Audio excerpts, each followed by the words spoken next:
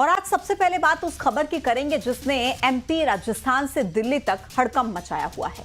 लगातार मासूम बच्चे मौत के गाल में समा रहे हैं, लेकिन अब तक ये पता नहीं चल पाया है कि बच्चों की मौत किस वजह से हो रही है। शुरुआती तौर पर कफ सिरप को लेकर सवाल उठ रहे थे, लेकिन जब तक जांच नहीं आती, रिपोर्ट नहीं आती, तब तक बच्चों की मौत किस वजह से हो रही है ये साफ नहीं हो पाएगा।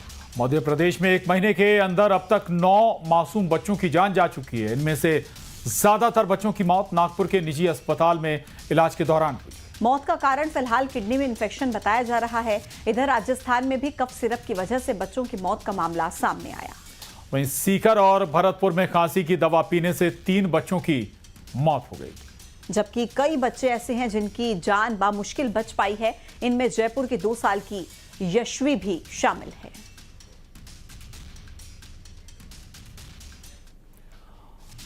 और खबर छिंदवाड़ा से है, जहां 2 और बच्चों की रहस्यमयी मौत से हड़कंप मच गया।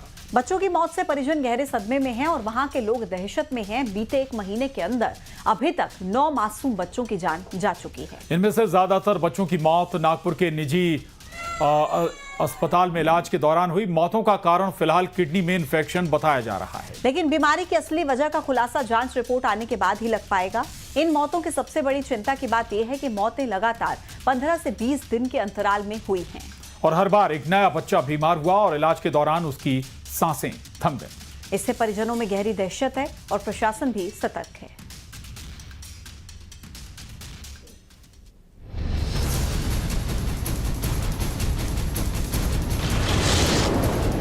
खांसी की दवा बच्चों के लिए जानलेवा। मौत का कफ सिरप, एमपी में मचा हड़कंप। कफ सिरप से सावधान, बच्चों की जा रही जान।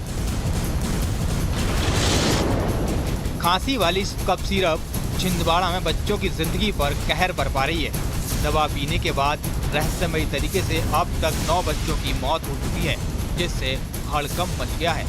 इनमें से ज्यादातर बच्चों की मौत नागपुर के निजी अस्पताल में इलाज के दौरान हुई है। मौत का कारण फिलहाल किडनी में इंफेक्शन बताया जा रहा है, लेकिन बीमारी की असली वजह का खुलासा जांच रिपोर्ट आने के बाद ही हो पाएगा।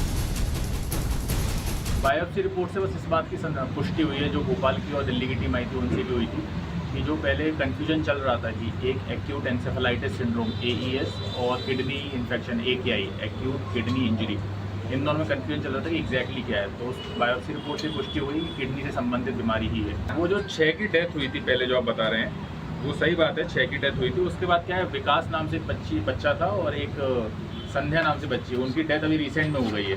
तो उस डेटा को वो जो 2 का आंकड़ा मिसमैच का, वो उस वजह से हुआ है कि वो शायद उस लेवल पर कम्युनिकेट नहीं हो पाया, या हो सकता है डेट की वजह से कोई इशू हुआ हो।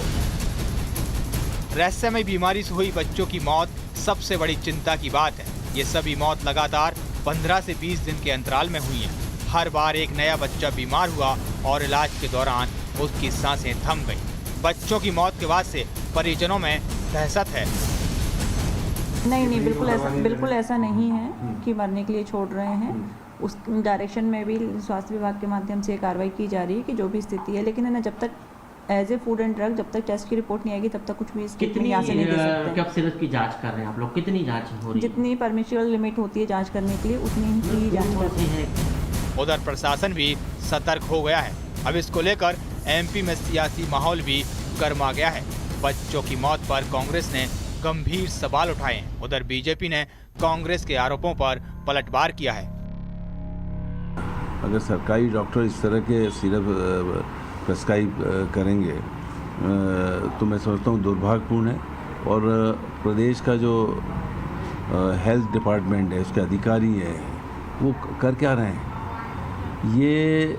और दूसरा ये भी जानकारी में आया है कि केवल वहीं पे इसको बैन किया है। अरे इस दवा को, इस सिरप को पूरे मध्य प्रदेश में बल्कि पूरे देश में। कांग्रेस इसको राजनीतिक दृष्टि से देख रही है, बहुत संवेदनशील विषय है। कांग्रेस से हम आग्रह करते हैं कि मध्य प्रदेश में माननीय मुख्यमंत्री डॉक्टर मोहन यादव जी की सरकार, हमारा छिंदवाड़ा का जिला प्रशासन बहुत मुस्तैदी के साथ में बच्चों के इस गंभीर बीमारी के लिए प्रयासरत है और उनको किस प्रकार से इससे बाहर निकाले।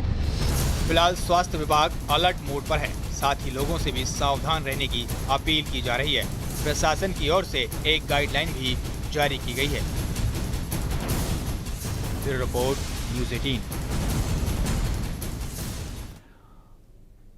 और छिंदवाड़ा में 9 बच्चों की मौत के मामले में जबलपुर में ड्रग कंट्रोल विभाग ने छापेमार कार्रवाई की है। बताया जा रहा है कि ड्रग कंट्रोल विभाग ने कटारिया फार्मास्यूटिकल्स पर छापा मारा। कटारिया फार्मा से कफ सिरप की सप्लाई की गई थी। ड्रग कंट्रोलर विभाग ने दवाइयों के सैंपल भी लिए हैं।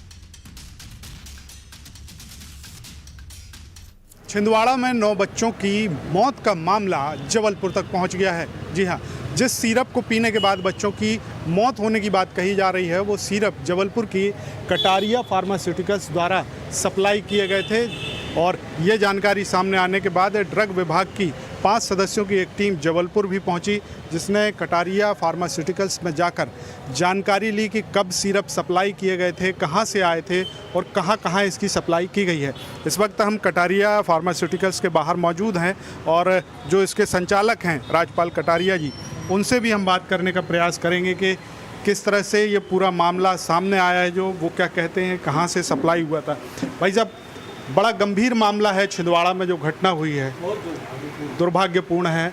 क्या कहेंगे, ये सप्लाई कब हुआ था और क्या लगता है सिरप की वजह से ये हुआ है? देखिए, सिरप की वजह से हुआ है ये हम कुछ नहीं बता सकते, क्योंकि वो जांच का विषय है। यहाँ से हमारे पास से कल 16 बॉटल लेके गया है डीआई साहब, उस पर जाँच होगी, उसके बाद पता चलेगा कि क्या कारण है। सीकर और भरतपुर में खांसी की दवा पीने से 3 बच्चों की मौत हो गई, जबकि कई बच्चों की जान मुश्किल से बची है।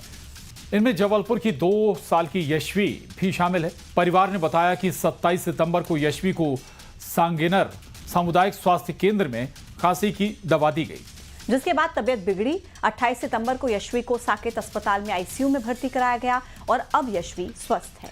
लेकिन परिवार दवा कंपनियों और डॉक्टरों के खिलाफ कड़ी कार्रवाई की मांग कर रहा है। सिरप से बच्चों की मौत पर कई सवाल खड़े हो रहे हैं। लोग सरकारी सिस्टम पर भी सवाल खड़े कर रहे हैं।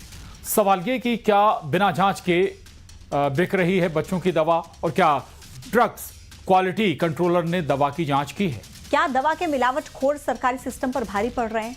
विवादित कंपनी को सरकारी टेंडर आखिर कैसे मिल गया? तमाम सवाल उठ रहे हैं। सवाल यह भी है कि सरकारी अस्पतालों में आखिर बैन दवा पहुंच कैसे रही है।